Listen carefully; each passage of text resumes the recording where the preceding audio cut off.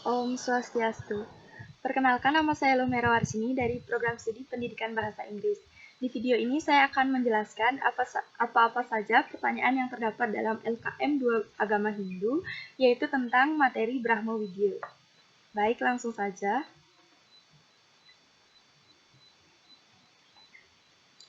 Untuk pertanyaan yang pertama ada, Tuhan dalam agama Hindu di Bali disebut dengan Ide Sang Hyang Widiwasa. Mengapa konsep ini tidak dikenal di India? Jawaban dari pertanyaan ini adalah karena adanya beberapa perbedaan antara umat Hindu di Indonesia, khususnya di Bali, dengan umat Hindu yang ada di India. Pada umat Hindu di Bali atau yang disebut dengan Sanatana Dharma, Tuhan dikenal dengan nama Ide Sang Hyang Widiwasa, yang berarti Tuhan yang Maha Esa, yang berkuasa atas segala ciptaan serta berkuasa atas takdir. Sementara pada umat Hindu di India dikenal adanya 3 dewa yang disebut Trimurti. 3 dewa ini dipercaya merupakan manifestasi dari Tuhan Yang Maha Esa yang terdiri dari Dewa Brahma sebagai pencipta, Dewa Wisnu sebagai pemelihara, serta Dewa Siwa sebagai pelebur.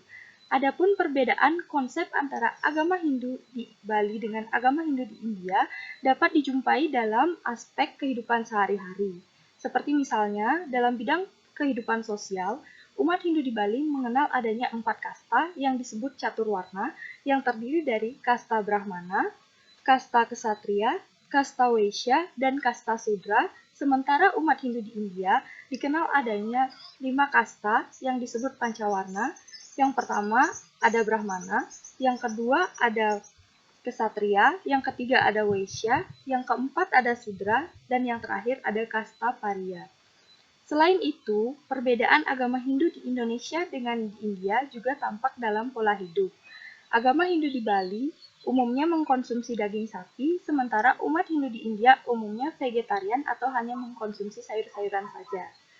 Dan yang terakhir ada hari raya. Pada umat Hindu di Bali, hari raya itu berdasarkan pada kalender Saka atau Wewaran yang mencakup hari raya Galungan, Kuningan, Nyepi, Saraswati, Siwolatri, dan lain-lain.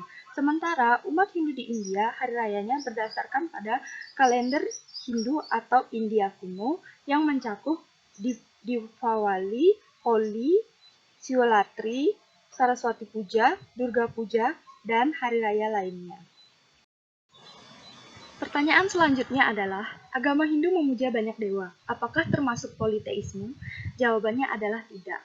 Karena dalam konsep ketuhanan dalam agama Hindu yang disebut dengan Brahma Widya, disebutkan bahwa agama Hindu merupakan agama yang monoteisme atau hanya memuja pada satu Tuhan.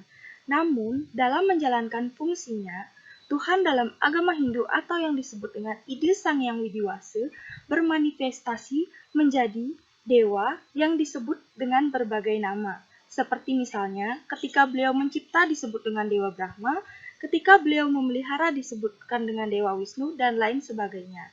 Nah, penyebutan beberapa nama ini mengakibatkan kekeliruan atau kesalahan arti bagi umat-umat yang lain yang menyebutkan bahwa agama Hindu terkesan sebagai agama yang politeisme.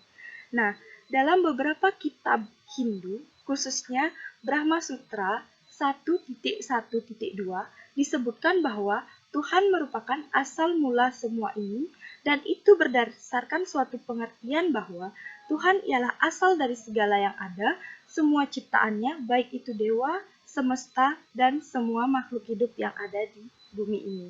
Jadi kesimpulannya, agama Hindu merupakan agama yang monoteisme atau percaya dengan adanya satu Tuhan yang disebut dengan Ide Sang Hyang Widiwasa.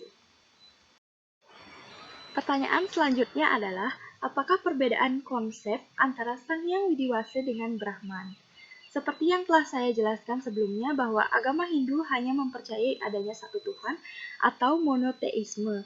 Namun dalam menjalankan fungsinya, beliau bermanifestasi sebagai dewa yang disebut dengan berbagai nama. Hal ini juga terjadi ketika beliau disebut sebagai Sang Hyang Widiwasa dan ketika beliau disebut sebagai Brahman. Secara sederhana, perbedaan konsep antara keduanya adalah Tuhan dalam agama Hindu disebut sebagai Ide Sang Hyang Widiwasa, bila mana beliau sebagai Tuhan yang tidak berwujud atau impersonal God, di mana beliau sebagai penguasa alam semesta dan kuasa takdir. Sementara Tuhan disebut dengan Brahman ketika beliau bermanifestasi Tuhan sebagai pencipta atau bermanifestasi sebagai Tuhan yang berwujud atau yang disebut sebagai personal God. Baik, pertanyaan yang terakhir adalah, belakangan ini marak terjadi gerakan penolakan terhadap Hare Krishna. Apakah penyebab terjadinya dan bagaimana solusinya? Jadi, penentangan terhadap gerakan Hare Krishna ini bermula ketika anggapan bahwa Hare Krishna bukan merupakan bagian dari ajaran agama Hindu dan Hare Krishna merupakan aliran yang sesat. Itu merupakan anggapan yang beredar di masyarakat yang kemudian menimbulkan konflik atau demonstrasi di kalangan masyarakat sendiri, khususnya di kalangan masyarakat Hindu. Nah, untuk menjawab pertanyaan ini, hendaknya kita mengetahui terlebih dahulu apa sih pengertian Hindu itu sendiri dan bagaimana sejarah lahirnya agama Hindu. Dari beberapa sumber sejarah yang kita baca, mestinya kita sudah tahu bahwa agama Hindu lahir di India, tepatnya di lembah Sungai Hindu yang lahir dari percampuran kebudayaan antara bangsa Arya yang merupakan bangsa pendatang dengan bangsa Dravida yang merupakan bangsa asli dari bangsa India. Nah, pada saat itu datanglah bangsa Persia yang mengadakan kontrak ke India yang kemudian menyebutkan kebudayaan ini dengan kebudayaan Hindu karena mereka tidak bisa melafalkan huruf S dalam kata Shindu, jadi mereka menyebut kelompok ini dengan agama Hindu. Namun, kenyataannya penggunaan istilah Hindu ini tidak ada dalam bahasa Sanskerta, yang ada hanyalah kata Shindu yang berarti sungai. Jadi, menurut beberapa ahli, kata Hindu atau istilah Hindu untuk menyebutkan suatu agama kuranglah tepat. Jadi dari sini kita dapat menyimpulkan bahwa Hare Krishna memang tidak tepat dikatakan sebagai ajaran Hindu karena Hindu merupakan bukan suatu agama. Yang ada hanyalah Sanatana Dharma yang disebutkan sebagai pengikut ajaran Weda. Nah, berikutnya mari kita tinjau tentang adanya Hare Krishna. Nah, Hare Krishna ini berdiri di Amerika Serikat pada tahun 1965, di mana gerakan ini merupakan gerakan spiritual yang mensumberkan ajarannya pada sumber kitab suci Weda. Namun, dalam hal ini, Hare Krishna tidak menyangkut pada satu agama saja, namun ajarannya bersifat universal atau berlaku kepada siapa saja, baik itu agama Islam, agama Kristen, agama Buddha, atau agama yang lainnya, kepada siapa saja yang ingin mempelajari sumber ajaran ini atau kepercayaan ini. Jadi dalam kasus ini, Hare Krishna tidak tepat jika disebut merupakan ajaran Hindu, namun dalam hal ini juga agama Hindu atau agama yang lain hendaknya tidak menyebut Hare Krishna sebagai aliran sesat karena nyata-nyatanya Hare Krishna mensumberkan ajarannya pada kitab suci Weda yang jelas, yang bersifat jelas dan bersifat universal, tidak menyangkut pada suatu agama saja, meskipun dalam ajarannya banyak dipengaruhi ajaran Hindu karena mensumberkan ajarannya pada kitab suci Weda. Jadi solusi terhadap gerakan ini adalah hendaknya kita mempelajari terlebih dahulu dan